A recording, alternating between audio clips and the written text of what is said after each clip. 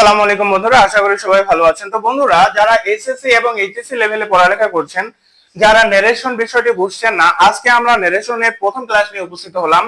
আমরা এখানে ন্যারেশনের প্রথমে বেসিক গুলো আলোচনা করব, তারপরে পরবর্তী ক্লাসগুলোতে আমরা বোর্ডের যে ন্যারেশন গুলো আছে সেগুলো আলোচনা করে দিব, যাতে আপনাকে কোনো জায়গায় প্রাইভেট পড়তে না হয়। তো আসুন আজকে আমরা ন্যারেশন দেখি। ন্যারেশন সাধারণত দুই ভাগে বিভক্ত। একটাকে বলা হয় ডিরেক্ট ন্যারেশন, আরেকটাকে বলা হয় ইনডিরেক্ট ন্যারেশন।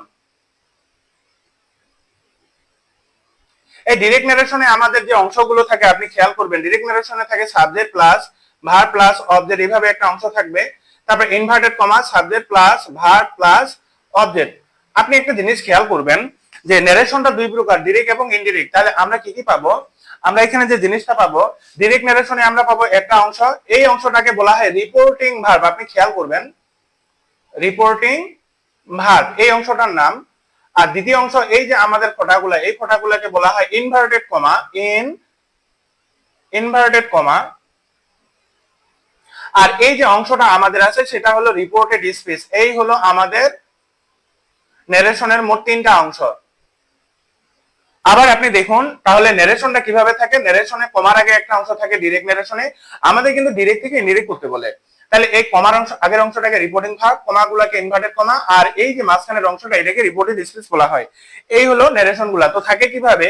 মনে করেন এইভাবে থাকে, হি সেড টু মি। মনে করেন এখানে লেখা আছে I am ill, I am ill. তো এই হলো সেন্টেন্সটা। তাহলে আমাদের অংশ কয়টা? একটা অংশ হলো কমার আগে, যেটাকে আমরা রিপোর্টিং ভার্ব বলবো, আর এই যে কমার অংশটাকে আমরা বলবো ইনভার্টেড কমা, আর এই যে কমার ভিতরে যে অংশটা আছে সেটাকে আমরা বলবো রিপোর্টেড স্পিচ। তাহলে এই হলো আমাদের ডিরেক্ট ন্যারেশন। এই ডিরেক্টটাকে ইনডিরেক্ট করতে হয়। ইনডিরেক্ট গুলাতে সাধারণত ইনডিরেক্টটা এমন থাকে যে ইনডিরেক্টে আপনার মনে করেন একটা সাবজেক্ট থাকে, ভার্ব থাকে, আর অবজেক্ট থাকলো এই অংশে। তারপরে এইখানে কিন্তু মূল বিষয় হলো এই যে একটা সি থাকে। তারপরে আমাদের ইনভার্টেড কমার অংশটা আমাদের চেঞ্জ হয় subject plus verb plus object. এখন সি মানে হলো কনজাংশন। ডিরেক্ট ন্যারেশন গুলো ইনডিরেক্ট করার সময় একটা কনজাংশন থাকে, আর এগুলো প্যাসেজ আকারেও থাকে। তো আমরা আগে শুরুতে এই ন্যারেশন গুলা, সেন্টেন্স গুলা দেখবো, তারপরে আমরা কিন্তু প্যাসেজ ন্যারেশন গুলো, বোর্ডের গুলো আলোচনা করব, এসএসসি এবং এইচএসসি উভয়গুলো। টেনশনের কিছু নেই, আপনি শুধু ক্লাসগুলো মনোযোগ দিয়ে দেখুন। তো চলুন আজকে আমরা দেখি যে একটি ডিরেক্ট ন্যারেশন থেকে ইনডিরেক্ট করার জন্য কয়টি পরিবর্তন আছে। তো বন্ধুরা, আমরা যদি একটু লক্ষ্য করি তাহলে আমরা এখানে পাবো একটি ডিরেক্ট ন্যারেশনকে সেন্টেন্সে যখন আমরা পরিবর্তন করব, পাঁচটি পরিবর্তন আমাদেরকে খেয়াল রাখতে লাগে। যেমন এক নম্বরে আপনাকে করতে হবে এই যে ভার্বের পরিবর্তন, তবে এটার জন্য পাঁচটা সেন্টেন্সের উপর দিয়ে পাঁচ ধরনেরটা করতে হবে। আচ্ছা, পাঁচটা সেন্টেন্সও আমি সামনে আলোচনা করে দিব, ভয়ের কিছু নেই। তো এই এক নাম্বার হলো ভার্বের পরিবর্তন করতে হবে। দুই নাম্বার আমাকে এই যে ইনভার্টেড কমা যেটা আছে সেটা পরিবর্তন করতে হবে। তিন নাম্বারে হলো আমাকে পার্সন যেগুলো আছে এই পার্সন গুলো পরিবর্তন শিখতে হবে, যেমন ফার্স্ট পার্সন, সেকেন্ড পার্সন ইত্যাদি গুলো। চার নম্বরে আমাকে টেন্স পরিবর্তন করা শিখতে হবে, যেটাকে আমরা ভার্ব বলি। আর পাঁচ নম্বরে আমাকে আদার ওয়ার্ড, যেমন হেয়ার, দেয়ার, টুমোরো, টুডে ইত্যাদি গুলো আমাকে পরিবর্তন শিখতে হবে। তাহলে ডিরেক্ট থেকে ইনডিরেক্ট করার জন্য আমাকে পাঁচটা পরিবর্তন শিখতে হবে। আপনি এই ক্লাসটা মানে সুন্দর করে দেখুন, আমার বিশ্বাস যে আপনি যে কোনো জিরো লেভেলে হয়ে থাকলেও আপনি কিন্তু ন্যারেশন পরিবর্তন গুলা বুঝতে পারবেন। তো আজকে আমরা আলোচনা মানে পরিবর্তন দেখবো এই পাঁচটার।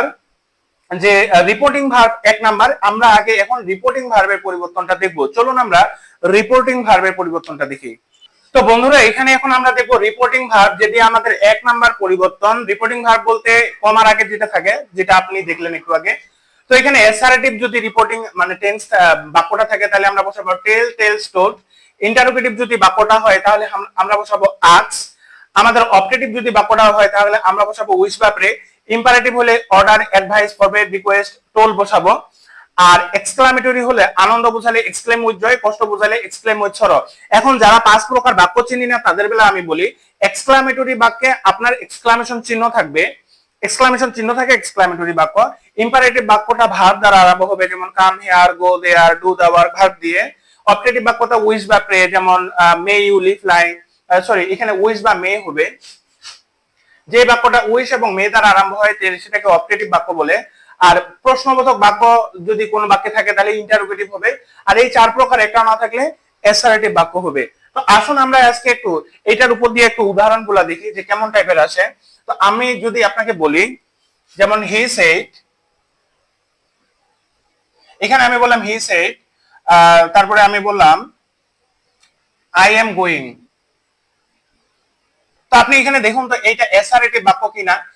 এখানে আপনি খেয়াল রাখবেন এই সাইনে যদি অ্যাসারেটিভ বাক্য থাকে তাহলে এখানে এই যে টু মি যেটা অংশ আছে আমাদের টু মি, এখানে এই সেইটটা চেঞ্জ হয় আমাদেরকে টোল বসাতে হবে। এখন বিষয় হলো লেখা তো আছে তিনটা, টেল, টেলস, টোল, কোনটা বসাবো? আপনি খেয়াল রাখবেন আমাদের রিপোর্টিং ভার্বে কিন্তু সে থাকে সাধারণত, সে হলো 1, সেড হলো 2। আচ্ছা আপনি এখানে দেখুন তো এটা ভার্ব 2 তে দেয়া আছে না? তো টেল, টেলস, টেল, টোল এর মধ্যে ভার্ব 2 যেটা আমরা সেটা দিব। যেমন টেল হলো 1 নাম্বার আর টোল্ড হলো 2 নাম্বার। দেখুন সেই থাকলে আমরা টোল দিব, মানে পাস্ট ইনডিফিনিট থাকলে পাস্ট ইনডিফিনিট, আর যদি সে থাকে তাহলে টেল দিব। আর ভার্বের সাথে যদি এস থাকে এখানে তাহলে আমরা ভার্বের সাথে এস দিব। তো আশা করি যে আপনি বুঝতে পারছেন অ্যাসারেটিভ নিয়মটা। তাহলে অ্যাসারেটিভে আমরা কি পেলাম? বাক্যটা যদি অ্যাসারেটিভ হয় তাহলে আমরা সেইটা উঠায় কি দিব? আমরা সেইটা উঠায় টোল দিব। এটা হলো আমাদের 1 নাম্বার বিষয়।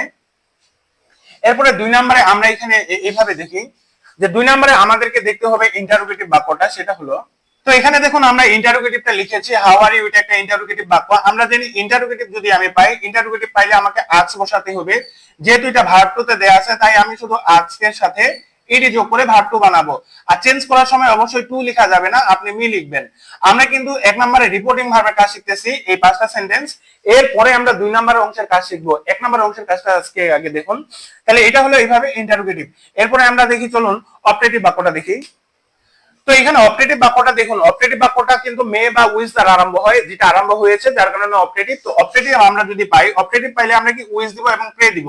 এখন কথা হলো কোথায় কোনটা দিব। আপনি খেয়াল রাখবেন এখানে যদি স্রষ্টার নাম থাকে তাহলে পে দিবেন, প্রে দিবেন, আর যদি স্রষ্টার নাম না থাকে তাহলে উইজ দিবেন। যেহেতু স্রষ্টার নাম নাই তাই আমরা এখানে উইজ দিব। তাহলে এই হলো অপারেটিভ বাক্য। এবারে চলুন আমরা ইম্পারেটিভ বাক্যের এই রিপোর্টিং ভার্বটার পরিবর্তনটা দেখি। তাহলে বন্ধুরা এই হলো আমাদের ইম্পারেটিভ বাক্য। আমরা জানি ইম্পারেটিভ বাক্যগুলো ভার্ব দ্বারা আরম্ভ হয়, ইম্পারেটিভ বাক্য ভার্ব দ্বারা আরম্ভ হয়। তো যদি কোনো বাক্য ভার্ব দ্বারা আরম্ভ হয় ইম্পারেটিভ, ইম্পারেটিভে order, advice, forward, request, all. দেখুন যেটা আমরা বলি আদেশ, উপদেশ, নিষেধ, অনুরোধ। তো আপনার মা আপনাকে বললো ডু ইট, এটা করো, এটা আমরা দুইটা ধরতে পারি। রিকোয়েস্ট করেও মা এটা বলতে পারে অথবা অর্ডার করেও বলতে পারে। তো আপনার কাছে যদি মনে হয় যে আমার মা আমাকে অর্ডার করছে তাহলে আপনি অর্ডার লিখবেন, ও আর ডি ই আর ইডি। শুধু এখানে খেয়াল রাখবেন পাস্ট টেন্সে থাকার কারণে ইডি যোগ হচ্ছে। আর যদি রিকোয়েস্ট মনে করেন তাহলে আপনি রিকোয়েস্টেড লিখবেন। এগুলা সাধারণত বড় ভুল নয়। তো এই হলো আমাদের ইম্পারেটিভ গুলা পরিবর্তনের নিয়ম। এরপরে আমরা দেখব এক্সক্লামেটরি। এক্সক্লামেটরি গুলা কি? আশ্চর্যবোধক চিহ্ন থাকবে, আনন্দ এবং কষ্ট বোঝাবে। তো চলুন দেখি আমরা। তো বন্ধুরা এই হলো এক্সক্লামেটরি বাক্য, কারণ কি এখানে আমাদের এক্সক্লামেশন চিহ্ন বসেছে, তো এটা আমরা এক্সক্লামেটরি বাক্য বলবো। তো আপনি একটা খেয়াল করবেন, যদি আনন্দ বোঝায় এক্সক্লেম উইথ জয় দিবেন, যদি কষ্ট বোঝায় তাহলে এক্সক্লেম উইথ সরো দিবেন। তো এখানে বলা হচ্ছে সে বলল hurrah we won the game, আমরা ম্যাচটা জিতে গেলাম, তাহলে এটা অবশ্যই আনন্দ হবে। তাহলে আমরা লিখবো হি এক্সক্লেম উইথ জয়, যেহেতু আমরা এটা আনন্দ পাইছি। তবে খেয়াল রাখবেন যেহেতু এটা ভার্ব এই পাস্ট টেন্সে আছে তাই আমরা এখানে একটা ইডি দিব। তাহলে এই হলো আমাদের আনন্দবাচক। যদি কষ্ট হয় শুধু এক্সক্লেম টু উইথ সরো দিবেন, যেমন alas my I lost my watch, I lost my father, এরকম টাইপের যদি কষ্টবাচক থাকে এটা দিবেন। তো আজকে কিন্তু আমরা যেটা দেখলাম সেটা হলো রিপোর্টিং ভার্বের পরিবর্তনটা দেখলাম। আগামী ক্লাসে আমরা ইনভার্টেড কমা, পারসন টেন্স এগুলা আলোচনা করব। তো আগামী ক্লাসে আপনি অবশ্যই অপেক্ষায় থাকুন এবং ক্লাসটি যদি ভালো লাগে চ্যানেলটি সাবস্ক্রাইব করে আমাদের সাথে থাকুন। ধন্যবাদ। আসসালামু আলাইকুম ওয়া রাহমাতুল্লাহ।